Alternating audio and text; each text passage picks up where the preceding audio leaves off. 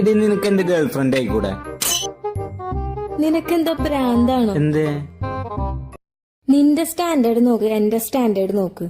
എന്നാ നീ നിന്റെ സ്റ്റാൻഡേർഡ് കൂട്ടിക്കോ. എനിക്ക് തോന്നിയിട്ടുണ്ട് നിന്റെ സ്റ്റാൻഡേർഡ് കുറച്ച് കൂട്ടാണ്ട്. നിനക്ക് ഭ്രാന്താ?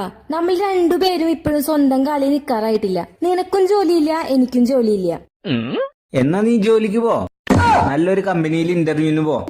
എനിക്ക് നിന്നെ നല്ല വിശ്വാസമുണ്ട്, നിനക്ക് നല്ലൊരു ജോലി കിട്ടും. നീ എന്തോ ഒരുമാതിരി ജോലിയുടെ കാര്യമൊക്കെ പറഞ്ഞ് നല്ലൊരു പയ്യനെ വേണ്ടാന്ന് വെക്കുന്നു. ഇനി പറ, എന്താ പ്രശ്നം? പെണ്ണുങ്ങൾ ആണുങ്ങളെ വിശ്വസിച്ച് ജീവിക്കണില്ലേ? ആണുങ്ങൾക്ക് എന്താ പെണ്ണുങ്ങളെ വിശ്വസിച്ച് ജീവിച്ചൂടെ?